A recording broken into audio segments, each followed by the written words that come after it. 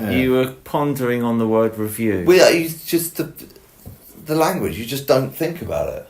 Review. Yeah. Oh, Review is a word, but you don't dissect it and go reincarnate, return. Oh, I do that quite a lot. I just don't. No. Yeah, well, it's different minds, isn't it? Yeah. That's the first time I've looked at that word and thought, I wonder what its base elements are. So. Now, Cornwall, the wall in Cornwall is the same word that they derive for Wales. Oh, right. Yeah. Oh. I wonder, I wonder why Wales is Wales. Because you've already got a conflict with the mammal, haven't you, with the seaborne mammal? Yes. Yeah. So there must be a reason behind that, which I don't have a freaking clue about. I mean, you could say that about a lot of things. Why did they call a bat a bat? Yeah. Couldn't they have thought of another word? Well, since the cricket bats and. The worst one, I think, is hot for spicy. Because if you say, is it hot? And then you have to go through the tiresome thing of specifying, is it hot or spicy hot? Ooh, okay, so this is a good subject. Okay, my worst kind of thing of where language falls down, for me personally, is figuring out the day in a week. And what I mean is Thursday. Okay, now, is that the Thursday that's just been? Is that the Thursday that's coming? Yeah? And when you say next, if we are Tuesday today, aren't we? Yes. Okay. No, we're Monday. We're Monday, okay. Yeah. So if I say next Thursday... It's confusing. Yeah, it roils me. And so you have to use, and I don't know how the English language failed so miserably. You have to say, this is what I say. I say this coming Thursday. That removes all ambiguity as far as I'm concerned. No, this Thursday is definitely this Thursday. There's no confusion there. No. If it's Friday and you say this Thursday, you're still in that week, and therefore it's the Thursday of that week. Yeah, this Thursday is. That is. That's what's annoying, and then the whole thing's messed up by whether, like in the old days, Sunday was your delimiter. Yeah, sorry, Saturday was your delimiter between the end of the week and the beginning of the week. So a Saturday night would signal the beginning of the new week, and the Sunday was the first day of the new week. Yeah. Now in modern times that's changed. Sunday midnight is now the delimiter between a weekend and a week start. Yeah, and Monday is the beginning of the week. We've corrected an old mistake, because having Sunday as a first day. Well, I don't know. Well, then what's a weekend if half the weekend is the beginning of the week? Well, no, it's still a weekend. No, it's not. Sunday is the first day of the week, so it's not the weekend; it's the week beginning. Or maybe someone's trying to con you to think the weekend's longer than it is. I think it was a good move switching the first day of the week to Monday. I don't know if that's actually officially happened, or whether we just took it upon ourselves to do that. I still see calendars that start on Sundays. They're just being clever. Christian character that probably started with a Christian religion, I would think. Well, it's in my mum's kitchen, so that's probably why.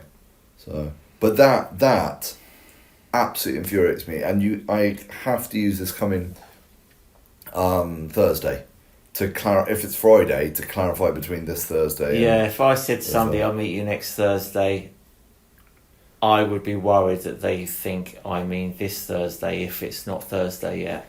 Well, this is the thing. If it's Monday, well, it is Monday, and we've got this Thursday. Next Thursday is technically the one after this Thursday now. No, next Thursday is technically in 3 days' time. That is the next Thursday. That occurs, No, because you've got this Thursday. I know you're right. But if we're being literal, yes. Next Thursday is in 3 days' time. This is the whole ambiguity minefield that you're given, which is why I don't know if you've come across any way of solving it, but I have to say this coming Tuesday, this coming Wednesday, this coming Saturday, because I'm projecting forward through the week, and I'm not taking the week as a whole and my relative position in it. Because that's the problem, is your language becomes relative to where you are in the week. If you say Thursday week, then what is that for me? For me, that is Thursday next week. Yes, it is. Thursday week is a week from Thursday. It's a week and then the Thursday. Yes. Yeah, okay. Well, it's Thursday then the week. But that's my interpretation, because you've said a week Thursday, and all I've heard is the word week, which is 7 days, and then the word Thursday. So I think go forward 7 days, and then the Thursday in front of it is the one you must be talking about. If somebody says to me, I'll see you Thursday week, I think of it as Thursday and then a week. Thursday week. Okay, so if it's Friday, me too. So if it's Friday, is that in 6 days' time or is that in 13 days' time? Friday. If it's Friday Friday and someone says, "I'll see you Thursday week." Oh, sorry, that will be the next Thursday and then another Thursday, one. Yeah, so 13 days. Yes. Yeah. Okay. Got you. Yeah. Yeah. I mean, that's the way I'd interpret it. Yeah. So maybe there's consensus on that. I don't know. Yeah. There is. People understand that. But Thursday it's week. the next it's the next Thursday problem. The coming Thursday. The coming Thursday, that's clear. Because Yeah. everyone, if you say the coming Thursday, everyone knows it means the next Thursday. Everyone knows you're coming. walking forward from your current day. Yeah. Next Thursday is... Next Thursday is confusing. Clear. No, it's No, confusing. next Thursday is confusing, because if it's Monday now, this Thursday is in 3 days' time. Next Thursday is in 2 Thursdays' time. When this is when this is, hang on, how do I explain it? If you say next Thursday and this Thursday is between now and then it's confusing. Yes. Yeah, that's what it is. Yes. So if there's a this in between the day you're talking about when you say next, that's the problem. Yeah, and that's the whole thing. Is language has to become relative to where you are within the week, and that's where confusion arises. Because some people just walk forward into the come in time, and other people take the week as a marker and work around it. Have you ever talked the time to an American? No. Somebody asked me when I was giving out flyers in Leicester Square, as an American guy, what time does the show start? I said 7:30. He didn't know what I was talking about. No. So what's the American version of 7:30? 7:30. Do they say 7:30? I don't think they do. I think the Americans say 7:30. They don't do the half thing. Oh, they don't do the half, the quarters. Yeah, they get quarter to and quarter past. They wouldn't get that either then. I don't know about that. I guess not. If they can't get the halves, they wouldn't get the quarters. Well, they definitely don't know half. If you said 8:30, 1:30, they don't know what you're talking about. Oh, that's very English. Yeah. I don't know if they do 1:45. I'm glad that's still. The funny thing is, with the purveyance of American dominated Western media, it's nice to know that little thing sticks around, because you still hear 1/2 past, 1/4 past, 1:45 everywhere. It's still well It will used. take a long time for that to get whitewashed out of our language, because we use it so much. There are Americanisms that are coming into our language because of the internet's an American language. I mean, people say great job. They never said that before the internet. But that's an Americanism that's coming. But no, they'll take them a long time to wipe out the 8:30, 9:30, 2:45, all that lot. I hope so. Well, Thailand, right? If you men means smell, D means good, right? Men D means smell bad. Right, so men smell bad. No. Smell is men, right? That's the word men. Ah, right, men in Thai. No, the word men. Yeah, I mean, actually, the word men is a Thai word. And it means smell. Yes, I got you now. D means good, right? Yeah. Men D means smell bad. Doesn't make sense. I know, doesn't make sense. Do you know what butterfly is in Welsh? No. Pilipala. Pilipala. Because that's the sound it makes as it flies through the air. Does it? Which I love. Isn't that really nice? So the Welsh don't have a word for butterfly, so they come up with it, and that's common with a lot of things. They'll get named after the sound they make, or Onomatopoeia. I don't know. What does that come from? A place called onomatopoeia? Onomatopoeia is a word like buzz. where the word is the Oh. noise. Yeah. It gives you the sound. Does that mean there's onomatopoeic? Yes. That is an onomatopoeic word. Yes. Yeah. I came across a very interesting word a couple of days ago that I can't remember what it is now, but there is actually a word for a prison where the warden's tower is in the centre of the prison and the cells are on the periphery on the wall. Yeah. So the wardens can see the cells and the inmates at all times. Right. So no corridors or corners or anything like that. Yeah. And actually, there's a type of it's not even a prison cell. This is so weird. It's a area, and I think the French developed it. And basically, what they did is they got the corner of a room, yeah, and dug a massive trench round it with spikes and broken glass and all that kind of stuff. So if you leave that corner and you fall into the pit of broken glass and spikes and stuff, you die. Yeah, so you can't leave that corner. And then they have a floating bit of wood that they move over, and then they take food over, or they retrieve the prisoner or something. But basically, they walk the prisoner over there, put him in that corner, remove the plank, and he can't get out the corner of the room because the moat around it is full of death. And you can see him at all times. There's nowhere he can go. Yeah, so same kind of principle, I suppose. Yeah. Do you know the longest word in the Cambridge Dictionary?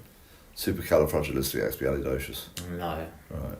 Pneumono-ultratransmicroscopic pseudovolcanioneosis. Right. Do you know what that is? How bored were you to look that one up? I learned that at school, never forgot it. Yeah? It's a disease commonly got by breathing in volcano dust. A lung disease. A lung disease from volcano dust. Yeah, you breathe in volcano dust, gives you lung disease, and that lung disease is called the word I just said. 45 letters. You live in Wales, you must know that. What, volcano dust? Thanks very much, Richard. No. Land of Dragons. The railway station called Fanfare Porquilius Go Go. Yeah, the really long one. Yes. Yeah, which is in Anglesey, I think. I've seen it. Yeah, it's the station past the lane under the tree over the bridge, and it's the direction to the town, the village or whatever. Right. Yeah, but from going from one direction. You know. I think there are some words in science. They don't put all the words, all the scientific words don't go in a dictionary, otherwise it would be full. But some words in science have hundreds of letters in them. Hundreds? Yeah. Oh, we're going to have to look that up. We're going to have, that's... so not only are you claiming there's scientific words out there, where it consists of 100 characters. Over hundreds, plural. Well, I was just about to bring on to the point that you say that, so you say you can find, given the internet, a scientific word that consists of 200 or more characters. Yes. I challenge you to do so. We will. Well, people have to tune in next week to find out. If you just search on 200 character words, 200 hyphen character words. Did you ever see the Blackadder episode where he accidentally burns the dictionary? Yes. I love that. That's so funny. Brilliant. He's fantastic, isn't he? He's like, I spent 7 years of my life dedicated. My wife left me. I barely blinked. My children died. I didn't even know. Like, it's all this kind of so funny. That's the one. Is that the Blackadder the Third? Yeah. Hugh Laurie is the king. Yes. He is brilliant. Not the king. He's Prince of Wales. Is he? Yeah. Right. Yeah. He's brilliant in Did that. you ever watch the first Blackadder? Yes. It's awful. It was. I'm amazed they got a second season out of that, because it was so bad. Because he was a snivelling little, something or other Blackadder in it. And also, Baldric was not the idiot in that. Not to the same extent he was in future ones. They made Baldric in the first Blackadder a bit like his kind of servant, but he wasn't like a clown like he was in all the other ones. Yeah. Coming back to diseases, you should, if you go abroad, tell as many people that you know that you're going abroad, because if you come back and you contract an illness where you lose speech or you're incapacitated, then they take you in and they don't know what they're dealing with. Yeah. It's helpful if someone says, "Oh, he's just got back from Thailand," and they're like, "Right, okay." When we do the tests, involve the foreign disease department. So what scenario is this? if you go abroad and you come back and you collapse in the street and you're comatose or something, and then you go to hospital, they're going to deal with. I get it. Yeah. Yeah, local diseases, conditions. Yeah. If you cannot, tell them and inform them. Oh, by the way, I've just got back from Thailand. Yeah. So they'd have to get into contact with your friends or relatives somehow. Tell your that's what I'm saying. It's highly likely that your friends or relative would be the ones taking you to the hospital because suddenly you're unconscious or you can't speak or whatever's going on. They'd be the ones 999 it and they're going with you, So yeah. When are you going abroad next? A long time. Going to stay home this summer, I think. Camp in the garden. Yeah, and just camp around Wales, basically, out the back of a car. Because, everybody's finding out, apparently, about... people are now going back to hotels because of Airbnb. So, and I was wondering when this was going to happen, because I looked at Airbnb and I'm like, £70 cleaning charge? Are you ridiculous? Yeah. What are you talking about? So it seems like a bargain. Yeah. You're like, oh, 50 quid a night. Oh, lovely, I'll do that. Yeah. And then you look at all the extras, and it's adds up to what it would have been. There's a load of horror stories with Airbnb. Yeah. But now people are going, right, I'm just going to book a Premier Inn because I know what I get with a Premier Inn. Yeah, and I don't have to deal with all this stuff. But the horror stories, so I'm not on Instagram. I'm not on TikTok or any of these other platforms. Yeah, I'm just a YouTube person. But thankfully there's people on YouTube that go and get TikToks and go and get Instagram videos and then provide their commentary on top of them, yeah? And this one guy who I got the whole Airbnb's going downhill type thing from, he played a woman's Instagram video where she was walking around the property that she had rented on Airbnb. And it was so long, he just went to the important parts and then pressed play. And she's like, we came in, there's some guy over there fixing a washing machine. I don't know who he is, never seen him in my life. I've seen this one. Yeah. It's crazy, isn't it? Yeah. And then she goes, and we got to go into town to go shopping. We can't leave the kids because we don't know who this guy is. Yeah. And she walks around, she's like, look at the cupboards here, look at that, that's awful, come look at the bed, I'm surprised that's even standing. And she just goes around and it just looks... But that's what happened is loads of people jumped on the bandwagon and I've got a property, I could go get second-hand furniture from Samaritans, do all of that, and there's your Airbnb, and because I am London I can charge anything I want, but I think kind of reality setting in, and then you get the buy-to-lets, don't you? They think that, but the thing you don't realise is the effort it takes to actually run, because you're constantly replying. You're constantly messaging and sorting out and then seeing when people arrive. Yeah. You've got to do the laundry, which is a right pain in the arse. As it were. There's a whole cottage industry of people that will charge to service your Airbnb. Yeah. So and then at that point, what's the point? There's not much, that you're if the profit's going to go away to another entity. Yeah. Hopefully, it'll go back down to what it was supposed to be, which is like a cheaper alternative to hotels. Yeah. I wouldn't do an Airbnb. You mean if you had a property, you wouldn't turn it into an Airbnb? Or both ways. I wouldn't do it. I wouldn't have anything to do with Airbnb. No. You're going on holiday. You don't want you don't want to worry about this kind of stuff. You know what I mean? I just want to know that when I turn up there, it's going to be fine. You never have that in Airbnb.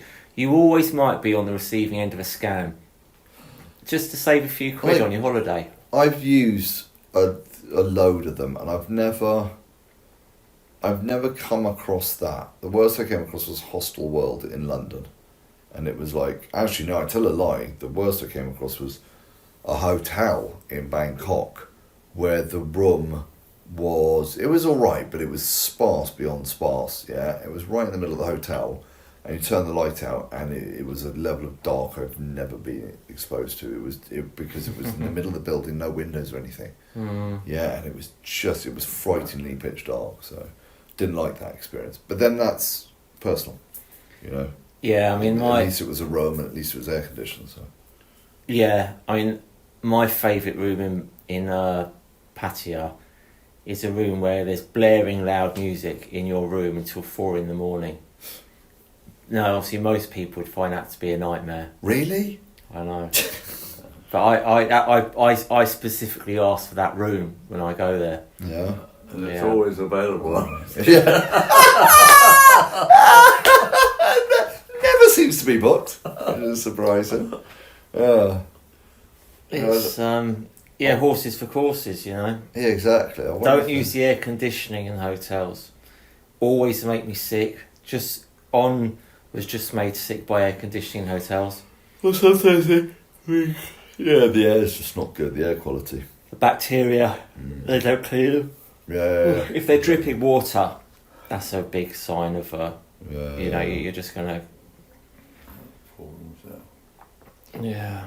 Yeah, it's funny. I had a colleague who used to work at the institute, and he was like, "Oh, you lived in Thailand. Would you finish off the Death in Paradise? Yeah, sure. Okay. He's like, do you want to? He's like, you've lived in Thailand. I'm marrying this woman. What would you recommend? Do you recommend I get? And funny enough, it's like air conditioning. Do you recommend I get air conditioning? Should I stay in this place or that place or the other place? And I was like, dude, just keep it simple.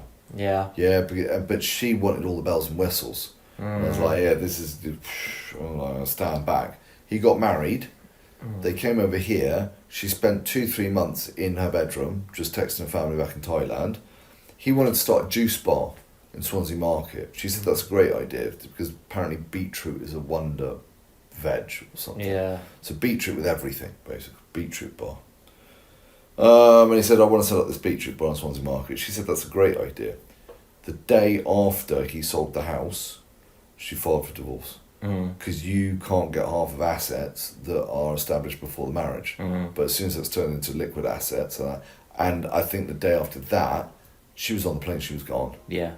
Just I mean, absolutely brutal. Here's divorce, done, gone, right, I'm off. What was the age difference? I don't know, but probably 20 at the low end, 30 at the far end. Yeah, you see, 15 is your limit for Thai. If you're going out with a Thai girl who's any more than 15 years younger than you, don't think it's anything else. It's going to be she's what. I mean, I've no blame in it because, like, if someone walked into your life and they had just unfathomable, from your point of view, intergenerational wealth, you're going to work that situation. Yeah. Well, I mean, I probably wouldn't, but I know what you mean. But I hear a lot of sob stories from men in Thailand, and I have very little sympathy when I hear the full story. And the other part of it is that man presumably was having amazing sex with a woman 20 years younger than him. Take. That's the cost of it. Yeah, you don't get that for nothing in life. And these men complain, oh, she took all my money. Yeah, but she was having to sleep with you. I want to see Paul Johnstone documentary series where we get to hear these amazing, because I'd love to see like a properly set up interview room with the clip-on things and all that kind of stuff. Yeah. And you just completely destroy that person's yes, but in full fairness, they had to sleep with you. Cut next. Just oh my word. But my intentions are kind because it's not a good place to be where you feel sorry for yourself. It's psychologically healthy to realise actually it was my own fault, and then that makes you at least not feel anger towards the other person. Yeah, but you've got to realise as well is some of these people are in a place where they don't have anybody else and they desperately need love in their life to feel a connection. Find a woman who's within 20 years your own age though, otherwise she's going to walk off with your money. Yeah. Because no woman wants to be with a man who's any older than 20 years. But I think that's the whole point. I think if you're in that place, you're not in a place of reason. And you can be susceptible to manipulation. Yes, because all you're looking for is to be able to connect with a fellow human being. And hopefully one that's an absolute stunner as well. Yeah. That's so it. I'm all I'm saying is I'm on the other side the equation there, and I feel sympathy for that because there's this is one of my contentions with religion is a lot of people. Oh, how did you find religion? Oh, I was down and out, and I was in the most awful way, and then I found Jesus. Yeah, and although that's good, I don't like that kind of, I don't know, the selling, shooting fish in a barrel, selling to the lowest common denominator. I just there's something just doesn't feel right to me. Well, when people are thinking about their life in quite barren terms, it's usually during dark times, because when things are going great, you're often preoccupied with how great your life is. You're not going to consider religion, are you? Well, no, some people do. When you're in the dark pit of badness, you're more open to considering. Well, you the bigger questions. Bigger questions. That's the thing. You're finally asking yourself some big questions, because it's not what colour jet ski am I going to go out on today. Yeah. It's why am I still alive? And if you're actually bothering to ponder on those kind of things, a lot of the time it's when you're feeling bad, not when you're feeling good. Yeah. I wouldn't blame that on the religion. I would just say that's just part of humanity. When do you stop and assess your life? When you're in trouble. And you should stop and reassess your life when you're not in trouble, but we don't, because we're too busy enjoying ourselves. The problem is that that's a kind of double-edged sword. You are contemplating the deeper questions of life. You're in a bad place. You're contemplating the deeper questions of life, and you are susceptible to the information that's given to you. But is that a bad thing? I mean, if you're pondering the bigger questions in life, being open to whatever the answer is probably because the alternative is to stay in your current position, and you think there's something wrong with my life. You know that much. What will help it? Will going out and getting drunk or getting a load of drugs or women help it? Well, it might do, but then tomorrow I'm going to feel even worse. Yeah. What is actually really going to help me out? And people say, why am I even alive? What's the point? What's the point to being here? And that's when I think, you know what, maybe it's love and all the really important things, I think my problem is I've never heard anybody say, how did you find Jesus? Oh, well, I'm not a Christian now, but when I was going through some really bad things, I found Jesus, and at that point in my life, I thought, this is going to help me. This is a good way for me to lead my life, yeah? This will get me out of my current predicament. It's a tradition that people have had for 2,000 years, and it's helped millions of people. So it should be able to help me. And then when I get better, and I'm more kind of compos mentis, for a better word, I will reconsider where I am in life and what religion means to me at that point. Well, that's at no point during that did I get the impression this person actually believes it. You can use it in the thing that I just said. Yeah, that you could say, right. It's like he thinks this will be a tool for me to get out of my life. Yeah, not I believe in God. That's the thing. People have used religion to carry out mass murder. Yeah. It's the biggest killer of our species. Well, the people have used it as a reason for doing it. Yeah. Now, you might have somebody who considers religion something that will help them out just as like a psychological tool, where they don't actually fundamentally believe it. Because if you believe it, then you'd actually have to change what you believe when you feel better to then not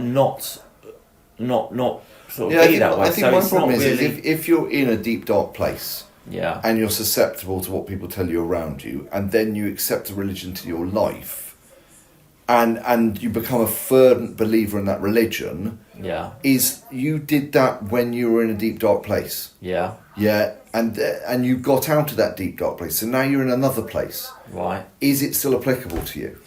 If you believe it, that if you believe that in God, then that would be applicable to you in any situation. Religion isn't just something you use to cure depression. Yeah. It's not a tablet. It's a belief in a higher power. I mean, I don't know. I haven't been to that place, and I don't know enough about religion. And you're absolutely right. Like, if you believe in God, you're going to believe in God, whether you're euphoric or whether you're down in the dumps. Unless you change your and maybe when you're down in the dumps, you're just a bit more susceptible to the message of religion than when you're trying to get a tube on a Wednesday morning. Yeah, well, yeah, because you're looking and you're thinking about those kind of things. It might not be the fact that you're depressed that makes you become religious. It might be the fact that you're thinking about these kind of things, and we think about these kind of things when we're depressed. Yeah, the questions are deeper. I mean, there's a sentence in the Bible, God is love. Yeah. Now that sort of rang true with me. So that's I've never really studied in great detail the Bible. But okay, yeah, I believe that. Yeah. So I doubt. I mean, I've had times when I've been happy, times I've been sad. I've never not believed that. Yeah, there's no reason not to believe that. And I don't think I was particularly depressed. I mean, I think I was like a teenager when I read that. I wasn't in a particularly bad place or good place. I think it's probably something I just came across at school or something. The thing is, there's so many fors and there's so many againsts. Like you're bored. That's a good thing. That's a great thing to have a God that is love and showers love upon you and is in himself love. That's a very, very beautiful thing. That you can't deny that. But then on the flip side of the coin, you're born from original sin. Yeah, and then you have to spend your life on this earth trying to atone for being born from original sin. Well, and it's just like, well, come on, where's the love? Well, there's nothing for me to do in that respect because it's been done for me by Jesus. So I'm not trying to make up for the fact I'm sinful. Well, I mean, I'm trying, but I know I'm not. That's what confessing your sins to the priests is, confession and mass. And well, different branches of religions have different practices. But I believe in the forgiveness of sin.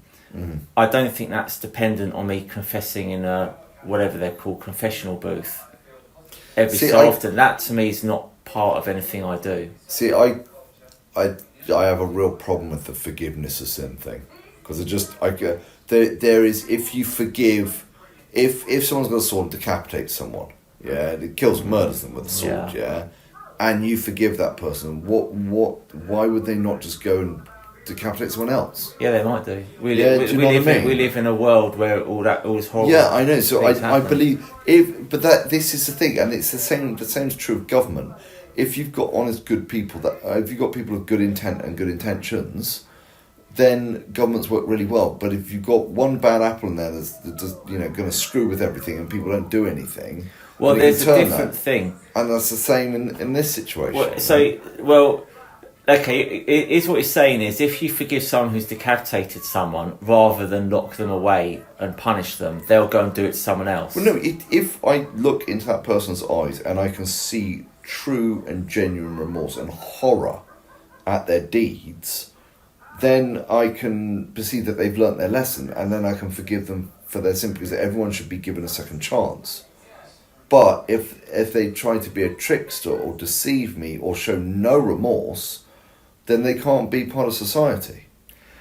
Because they'll just do it again and again and again, and I forgive again and again and again, and eventually he'll turn around and his sword will be on me. You can forgive someone and still send them to jail.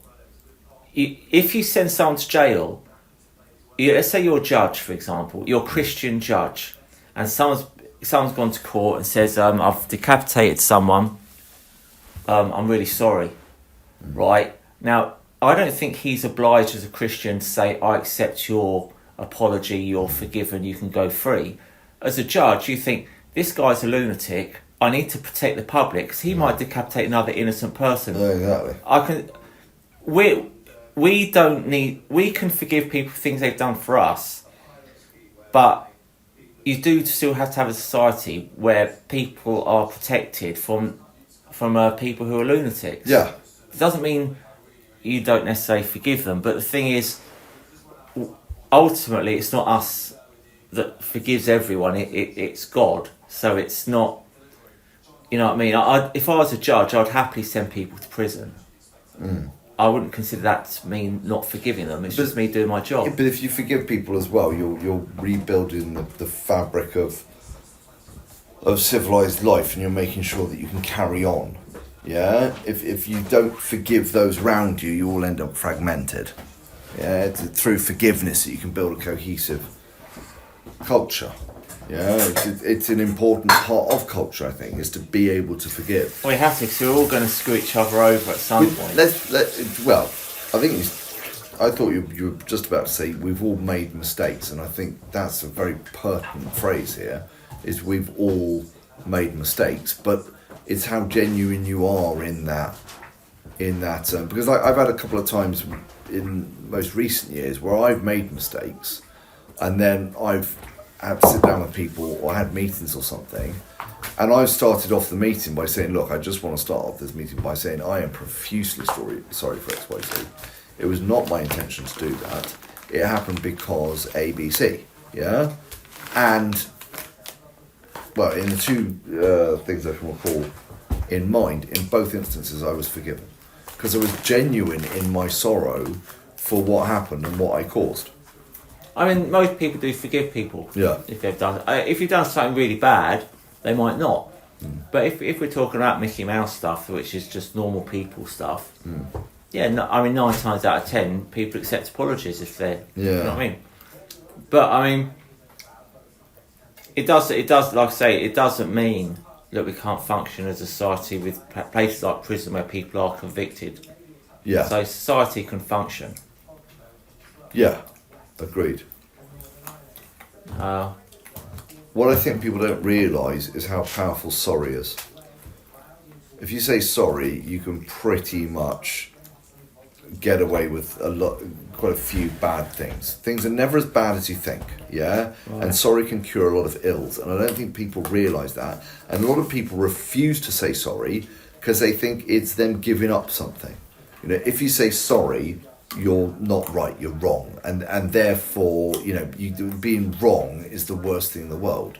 And it's like, well, no, it's not. I find people that can't apologise, they do not know who they are, and they're not secure in their character.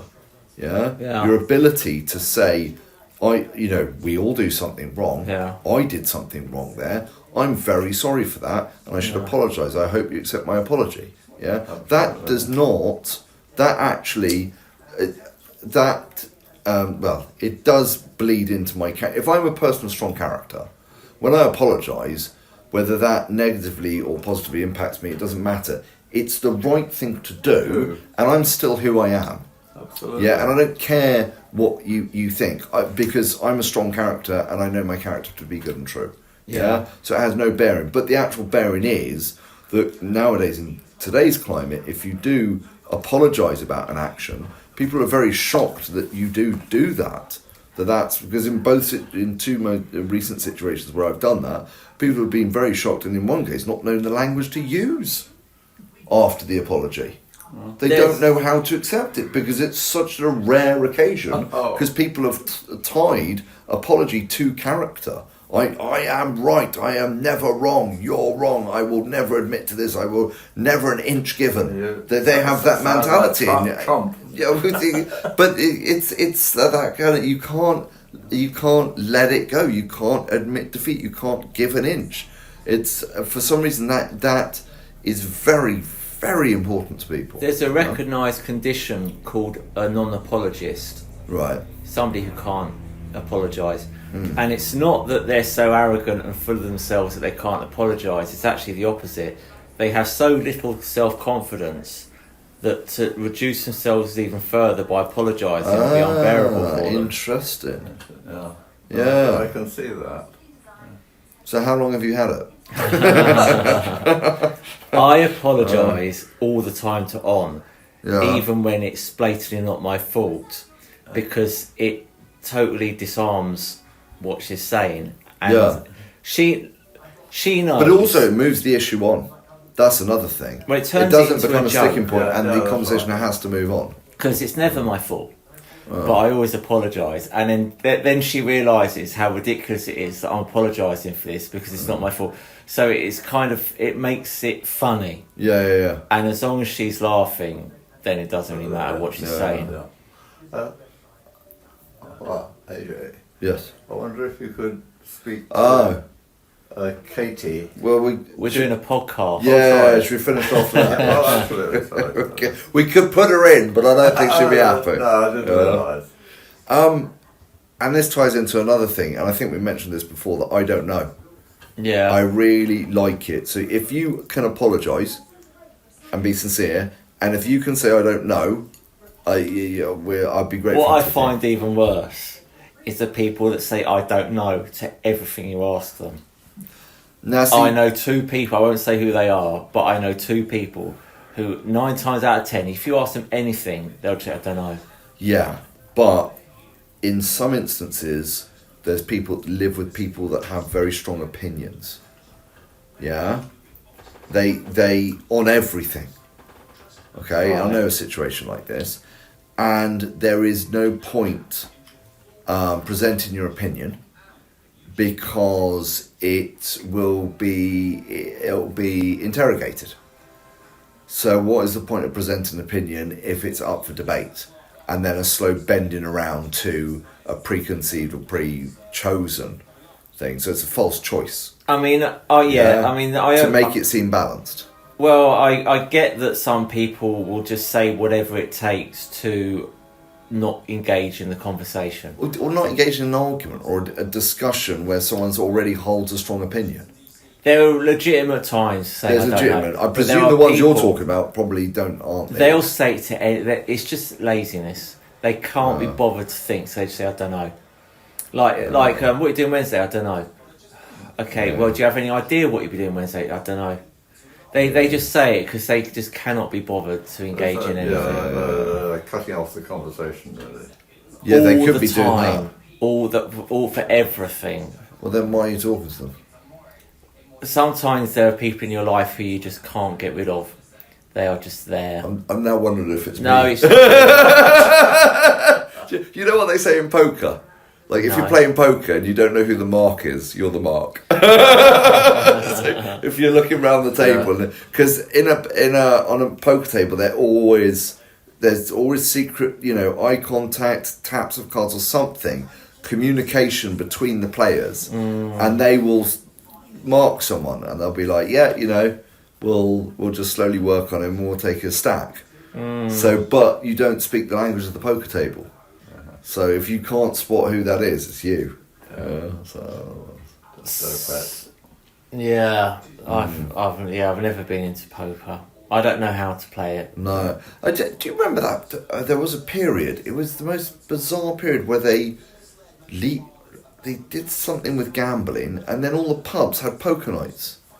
Lasted for about 6 months, and then it didn't happen anymore. So I don't know. I was listening to one podcast, and he was saying how interesting it was that his father used to have to sneak out on a Sunday and go round the back of the betting shop to so no one would see him place a bet on the horses. Yeah. But nowadays, blokes are on their phones on William Hill and whatever all the time, and that stigma's completely gone. Yeah. And betting shops used to be like top shelf mags. Yeah. You couldn't see into them. Could you? They would have William Hill would have. They're the still like that. Yeah. You can't see inside a betting shop. No. You only when you open the door, you're like, what's going on in there? Yeah. So it's shameful. Yeah, and completely illogical. You're up against someone that's doing the numbers against you. The numbers are never for you. The numbers are always against you. I don't understand gambling. I mean, the thing is, nowadays, I like doing stocks and shares and cryptocurrency stuff like that. Why? What does gambling offer you that trading doesn't? And trading, you get better returns. Why would anyone stick their money on a horse? I just don't understand it. It's hope and belief. But I have that with my stocks. It's completely irrational. Yeah, that's what you're doing. You're selling the dream. Yeah, and it's always What I don't understand is they can't even even if you sit a gambler down and you explain, they know the maths, but it's irrelevant. It's just bizarre. You can is it roulette? What's the spinning wheel with the ball? Yes, roulette. Yeah. Okay. So you got I don't know 100 numbers. No, you got was it 51 numbers? 25 green, 25 black, and no 25 black, 25 red. I don't know. No, green and one's red. I think the zero's red, isn't it? No, it's red and black, isn't it? Roulette wheel. Oh, well then the zero's green. Right. Yeah. Okay. But yeah, red, black, and green. Whatever's going on. But the thing is, whether you take red or black, you've always got 49%. So it's classic house. It's just they're playing the long game. What happens if it goes on green? Does everyone lose? Yeah, if you put everybody on black and red loses. Yeah? Right. And then if there was someone that put money on green, well, hey, happy bloody days. Right. Yeah. Yeah. But you're always just slightly under the 50% margin. And same with poker. There's casinos where if you have 16 and the house has 16, the house wins. Yeah, it's just if you're on the same number, they win. You have to beat the house. Yeah. Yeah. And what I don't understand is why they don't have a 5-card trick as trumping everything. Because they call it blackjack, because if you get a face and then an ace, that's blackjack. And blackjack's the highest you can get. Right. And I'm like, okay, I understand, that's fine, but wouldn't it be greater and more exciting if someone gets blackjack and the only thing that can beat it is a 5-card hand, and then it goes around to the table, everybody has to try to get a 5-card hand. Yeah? And you could change the odds. You could get up to 18 on 4 cards, and you could be like, right, I'm going to put another $100 on this last card. And it turns over and it's an ace and it's a 1, you got 19 and you win. I mean, it'd just make it more exciting. I don't know why that's not part of poker. I guess that's blackjack, isn't it? That's a different game to poker. I guess it's just the simplicity of playing blackjack. Oh, actually, wait, if you think about it, if someone gets blackjack, you kind of just wrap it up and move on. Whereas if you got a big table, you'd have to go around everybody and give them their crack of the whip at a 5-card hand, and that'd take a bit longer. Right. Whereas you can burn through rounds if it's just like, right, blackjack win, right, blackjack win, right, black. And blackjack's pretty easy. Well, it's common because there's 4 aces and then there's 12 face cards or something, isn't it? Jack, Queen, King times 4, 12. Yeah. Yeah. So you got a 12 and a 4. There's you get 1, I don't know, or 2 per hand or whatever. I don't know what the odds are, but they're better than ace of spades and 2 of diamonds. A very specific hand. Yeah. I would like to see a casino, but it's day trading. You know what I mean? So you stick your money on Microsoft to go up or down. My mate's working on Banana Zone on Solana. You'll love it. You bet on the next 5 seconds of the chart movement. Right. Up or down. I mean, I wouldn't do it, but I'd like to see it. It's just insane. Yeah. Yeah, so. Because that might get people to think in terms of stocks and shares as opposed to gambling. They might do the day trading thing. Well, it won't be day trading, will it? It'll be minute trading. Yeah. They might go to a minute trading casino and think, maybe I should do more long-term stuff. Get some nice dividend stocks. So someone did a video called I gave $100 to an AI and it made me $43,000 or something. Yeah. Right. And I was like, look at this, isn't this interesting? And then the guy watched the video and it was really funny because, God, the AI was a lot cleverer than they gave credit. Because what happened is the AI didn't look at the stock and they said, right, you can do these 3 stocks on this exchange. So the AI went away and researched, looked at the oracles on that exchange and found there was a 3-second delay between price movement and the price being reported on that chain. Yes. So it used information arbitrage and 83% of its bets came through positive. Oh, right. And that's the way it slowly built up its stack based on information arbitrage. Why isn't everyone doing this? Huh? Why isn't everyone doing this? They closed it down to like 2 seconds or second half. It's too small now. If I went onto AI and I say, can you give me the best advice for investing my $100? Would that give me good advice, do you think? Depends. I don't know. I mean, in this instance, this guy hit gold because the AA actually went away and said, "I've got to protect the stack. I can't flitter it away. Yeah. I've only got $100. I've got to see if there's a dead cert. What's a dead cert?" But the interesting thing is the guy that commented on this video that said it's an Oracle information arbitrage. He was saying how everything in life is an information arbitrage. To the guy that's got a lorry full of water that knows next week is going to be non-stop sun, that's information arbitrage. Because a guy walking down Oxford Street that hasn't prepared properly will pay £2 for a bottle of water. Yeah? Because the other guy prepared and he hasn't, so you've got to pay the difference. And that's true with like smaller grocery shops.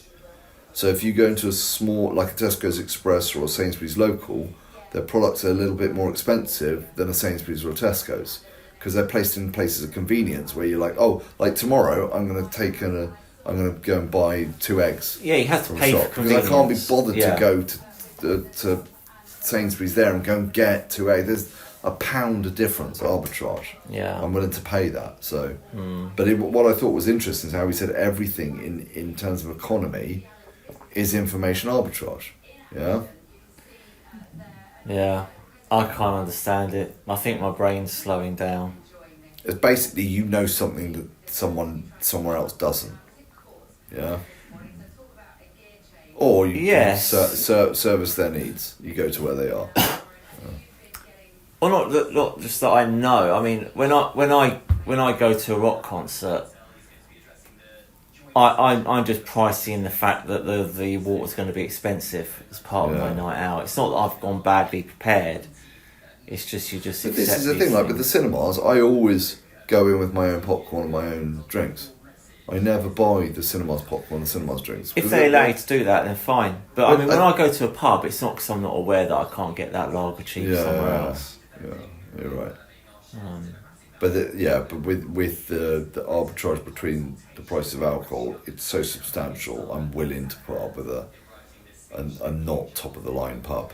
If there's a £1 or £2 difference, it's fine. But between the two pubs at work, it's a £5 difference. I mean, that's a substantial difference in a single pint. I was in central Soho last Friday night, where the bars were half empty, no queuing at the bar. It's not like it was when we were younger. Pubs were heaving in our days. Yeah, but you've got to remember also that everything operates on credit as well. There's these boom and bust cycles that we all go through, 10-year boom and bust cycles. Yeah, and this one's a bust cycle because look at the budget. They just tweaked things around the corner. Look at the amount of money they were throwing around when COVID happened. People are asking for that money back. Yeah, I told you about the woman at work, didn't I? What? With a mortgage, she locked in a 5-year mortgage. Oh, you did, yeah. I mean, that's just. And then the mortgage company like, right, you've gone from 0% to 5.5%. That's an extra £1,000 a month. For you to live in your house, and she's just like, yeah, my husband and I now have to come up with an extra £1,000 out of thin air. I'm just like, yeah.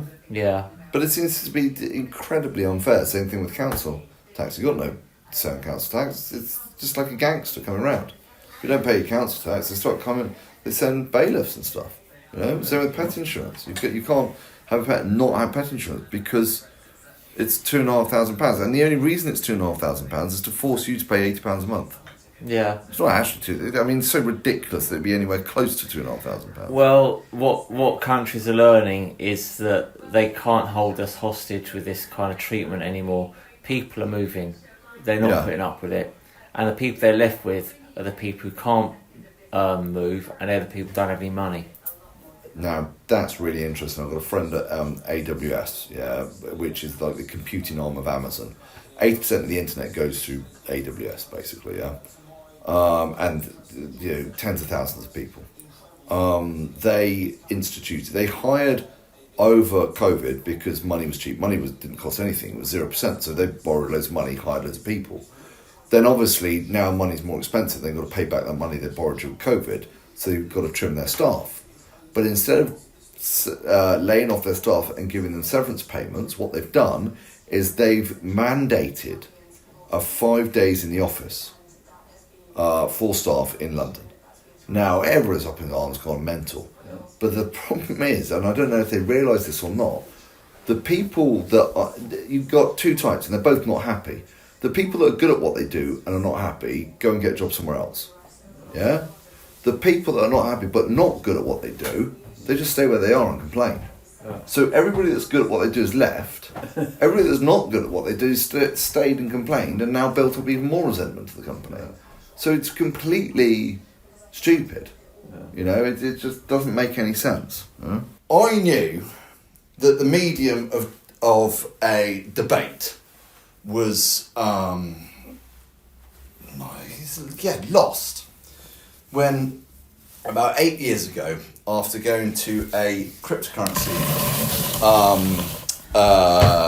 meetup in Cardiff, there on the way back I put on Radio 4 on the M4, and at that time of night they had a debate, debate on Radio 4. I got about an hour's drive ahead of me. I'm bedded in, it's late at night, got nothing else to do, so I'm listening to a debate on Radio 4, okay? So they have two parties with two positions on a subject, And this, to me, was a watershed moment, because they said, right, okay, what we're going to do is I'm going to give you, now I'm paraphrasing here, I might get this wrong, people might contest what I'm saying, but from what I remember, they said, right, okay, you've got 30 seconds to introduce your understanding of the issue, what you believe to be true, what you're presenting, okay? And then the other person presents 30 seconds, and then you have 30 seconds to further kind of entrench your view or to counteract what they've said, and to provide more depth to your point of view, and then they have the same 30 seconds, Right. And then we'll go into your 4-minute presentation, But when we get to that stage, you have to say, what I've heard you say is, what I understand your point to be is, what you've just said is. And they said specifically on Radio 4, you have to repeat back the position of the other person. Right. So we've just been having a couple of points and debating this vigorously for about an hour. Yeah. Your dad is of the mind that you cannot have a civilised debate without repeating back the previous person's point. Right. And I'm of the mind of that a debate should be a free-flowing interaction of ideas, and that if clarification is needed, it's viewed upon the person providing the counter-argument to seek those clarifications and the contours of the argument that they're rebuffing to then present their case. And if they do not do that, because your dad was saying, Richard was saying that if you don't repeat back someone's position to further understand it at every stage, there's a chance of that you can go off into the weeds because lack of clarification. You can go off-piste with the discussion and what's been discussed at that point. And I said, yes, but that shows the quality of the calibre of the person you're against. If they go off in the weeds and they've misunderstood you, they're shit. They're just rubbish. That's on them. That's the whole point. Is that you should go, oh, wait a minute. You should know your counter-argument. You should know your position enough to go, okay. Now, I know what I'm saying only applies in A, but it doesn't apply in B. Now, are what they saying A and B, or is what they're saying just B or just A, or what? What are they saying? It's viewed upon you to look for clarification. Yeah. So we've been debating for an hour over many, many points about whether, when having a discussion, by the way, Richard, you have to freely admit, during this discussion, I never repeated back what you were saying to me, and you never repeated back what I said to you, and repeated's the wrong word. Right. Seek clarification, or what I understanding, Yeah, I don't think you need to constantly clarify what you just said. Yes, I did. I boiled the entire discussion down to look, Richard. If you need to, you can, but there's no reason why you need to do it for every single thing. I was trying to get out of farther. If I say the sky is blue, you don't need to say back to me, what I'm hearing you say, or what I understand you to be saying, is the sky is blue. Correct. And by the way, I agree with it. You do not prefix. Profess. The thing is, no, not profess. You prefix, suffix, prefix before. Yeah, put before the statement, isn't it? Yeah, you don't need to prefix what you're saying with clarification. I think you do it in certain situations. And what I was trying to say is, like, as you get further into discussion, argument, and the ships collide, and there's less and less ambiguity between the two positions, and if it's a very contentious issue, I think if it's my position has been I don't think you should ever have to require the clarification of the opposing team in a discussion. I think that's on you. Well, the thing is, the assumption, if you say something to somebody, the assumption is that they understand what I'm talking about. If they Otherwise, why are they there? If they haven't understood what you're talking about, they're an idiot. It will soon be obvious from their reply. And they should fall on their sword. You can deal with those times. You can cross those bridges as you come to them. You don't need, Dad, you don't need to repeat everything people have said. No. You don't need to clarify everything that's been said. If we're having a discussion and I say I went to Thailand, you don't need to say, okay, I understand that you told me you've just been to Thailand. You don't have to spoon feed understanding. It's assumed that you understand unless something indicates otherwise. This is what I'm trying to say, is that on that drive back, 8 or 9 or between, well, I think we can safely say about 12 years ago, if you listen to a debate between two parties, and it's Radio 4, I mean, Radio 4 is not going to have silly debates on whether rich tea or digesters are better to dip in a cup of tea. Yeah, they're going to have good debates with the people that are the foremost informed, knowledgeable people on that subject on the panel of those debates. It's Radio bloody 4.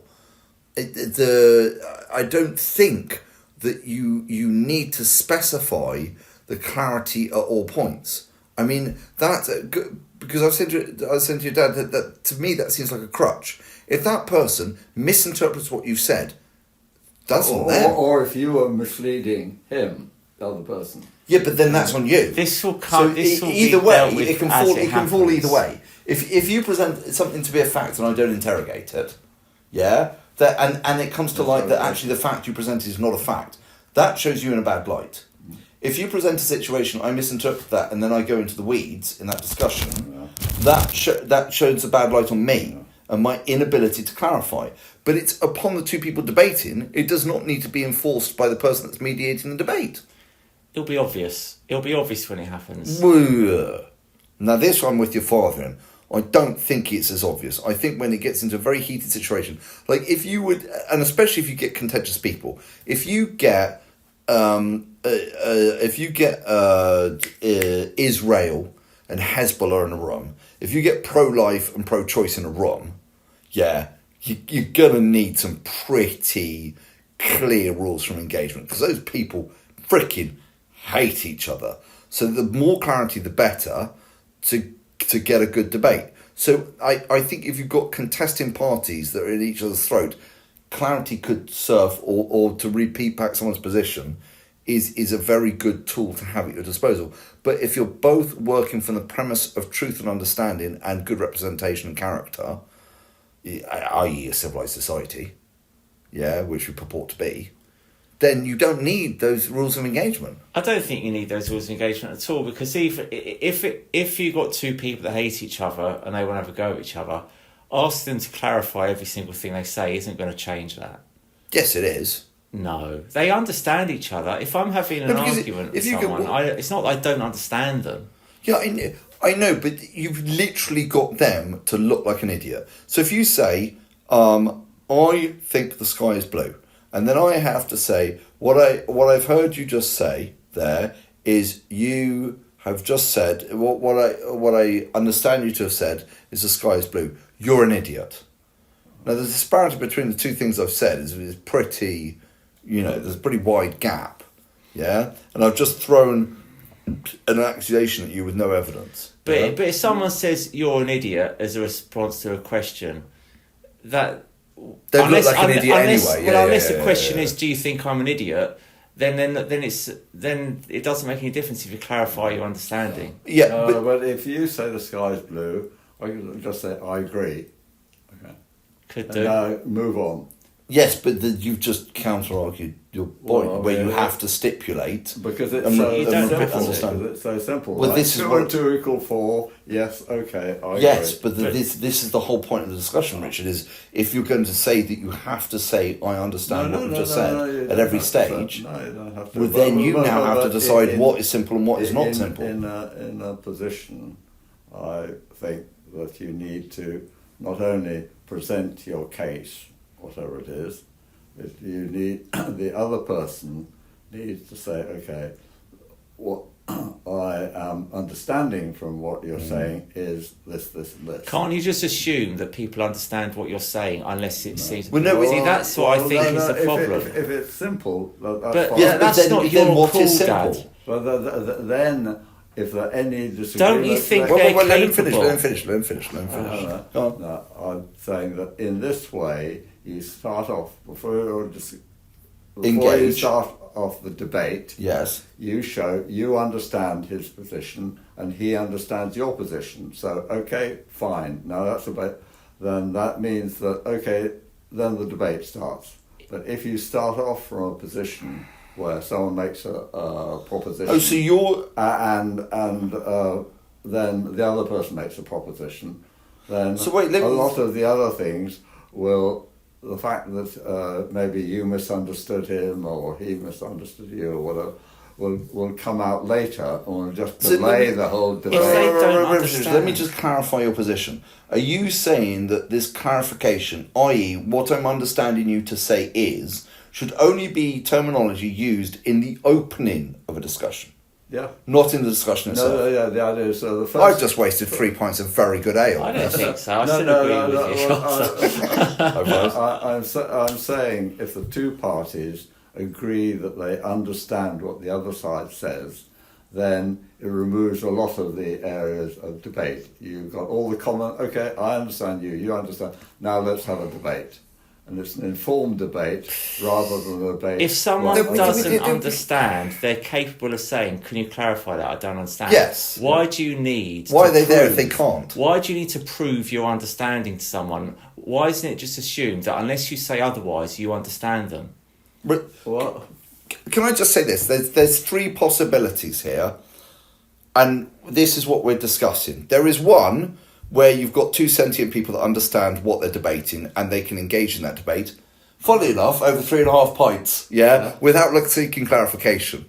You've got the other situation over wherever you engage in that debate, you have to start off with clarifying the person's position before you present your own position, which is a bit like VAR, in football, where it stutters, the process, which just stagnates. Now, wait. Now you've got the third one, which is, but the simple stuff, i.e. the sky is blue, I don't need to say what I've heard as you say the sky is blue, because obviously the sky is blue. I can just say, I agree, so you say the sky is blue, I say I agree, we move on. So, but then what you've said is, for complex things, I want you to repeat stuff back to me. For simple things, we can move on, but then you've got the discussion of what constitutes complex and simple. So you've got the grey, so you've got the black, you've got the white, you've got the grey. Yeah? Now, those are the 3 possible outcomes from this discussion. You can either say, there's these 2 people are knowledgeable at the subject, let them have at it, and if they misinterpret it, they're an idiot and they should fall on their sword. Well, it's not a misinterpretation. Or, every time someone presents a position, that needs to be understood. I understand what you've just said to be, back to them, before they present thing, which is a kind of stuttered argument and needs to happen and you've got to blanketly apply it. Even if the sky's blue, you've got to say, what I've understood you to say is the sky's blue. You've got to say that. Yeah, those are the rules of engagement. Laid down absolutely. Flat, wait, or the third one, that's black and white, and the third one's grey. And the grey one is the simple stuff you just let ride. The sky's blue, yes, I agree, right, move on. And by the way, you know, should women be included in the draft? What I've just heard you say is, should women be included in the draft? Because what I tried to say is, because your dad was saying is like, well, you know, where does this happen? I said, well, I've just listened to a very recent podcast which I find interesting, and I would like to prefix this by, this is not my viewpoint. I have no point on this, because I don't know about the subject matter at all. If I'm having a conversation with someone and they're expecting me to repeat back to them what they've just said so I can demonstrate that I understand them. Repeat is not a Yeah, you can... Clarify. In your clarifying, which is something...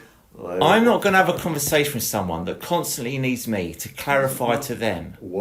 Once in a discussion. Well, I don't care. Your dad's just actually clarified that. He said It's not necessary to stipulate that. If it's needed, it will be sought by anyone who's having a Well, discussion. your father, to be fair, is actually saying it should only happen at the start of a debate. Why? If I don't understand, I'm going to say I don't understand. Why do I need to do it? Well, to make sure that you're both on the That's same... patronising. But No. let's also to give your father his dues. This is 2 against 1 in a planet of billions. So this is no representative of the situation. If it's necessary at the start, Dad, why is it not necessary further on in the conversation? What's so special about the start? Well, if you both understand each other's it's position equal footing at the start, then you will save a lot of disagreement and a lot of time. Don't you later think on. it will be immediately obvious if I'm talking to someone and their reply at any stage of the conversation shows that they haven't actually, I don't think, understood what I've said. Can't I just address that as it comes? Why do we need to have a rule that says we have to keep repeating, we have to keep clarifying rather at the beginning of conversations? Well, you clarify once at the beginning of the conversation, okay? Why? But to reduce the scope for discussion, to stop it. Basically, what your father's saying is I understand to what he's ensure equal footing. Because if you've got equal footing, at the then start, then you save a lot you're both of on the same time track, going at the same later on. speed. So I can understand Not I can necessarily. understand exactly what you're saying. No, because let's say you come together, and it's the opening conversation between 2 parties. You might be of completely 2 different minds on the issue. It's basically to bring you to the table over an issue before the issue is discussed. Yeah. It's equal footing. Yeah. And I can now each other's now I'm in both camps here, because I can understand that, but I disagree with it.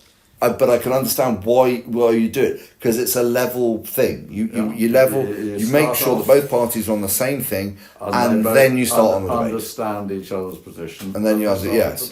But I'm with the kind of like, well, you should do your opening arguments and you should clarify as you go along.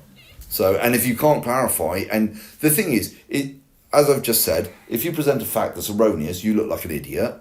If I go off into the weeds and completely misinterpret what you said, I look like an idiot. Yeah. So I think that in the nature of debate is the pruning mechanism to highlight the lack of ability in each party by the way they conduct themselves. I don't think it would change anything, because I think if it's the case where both people understand each other perfectly, it's not necessary. If it's the case that one has misunderstood the other, that will become so apparent immediately anyway that it will be addressed anyway. Yes. So either way, it will be self-correcting addressed eventually. No, not eventually, Dad. It will be, if I'm talking to you about something, at the point where there's an indication that you might have misunderstood me, that can be dealt with as it can at any stage in a conversation. Give your father his dues. It can carry on through, because so you could carry on saying something, and then someone goes, well, yes, in situation B, but not in situation A, and then they can go, yes, but I thought you were talking about situation B, and they can go, no, I'm talking about both situation A and B, naturally. And then they can go, but it can divert, and what I can say is it can diverge to the short to medium term. It cannot diverge in the long term, because it becomes incredibly apparent when the 2 parties are very far apart. It becomes apparent very early on when the divergence appears. So yes, I agree. And then you self-correct and go, Well, no, I'm not talking about A. I'm talking about A and B, and they go, Exactly. "Oh, well, I was arguing against A." Exactly. Yeah. It will be corrected as needed, Yes. irrespective. Yeah. But no, interesting discussion. Shame I wasn't Yeah. there. I was around Charles's house, but You're not a How man is that it, by likes the it. way, We Charles? need to get you back on the beers, mate. no, I haven't had a beer in 22 years. Right. Yeah. I don't know. So you can have these fascinating discussions and completely disagree, Yeah. and still end up wrong about someone's premise. Yeah. There you go. Great. That's a good one. Do you like that? Anyone want to And it's short. No, I've got to go to bed.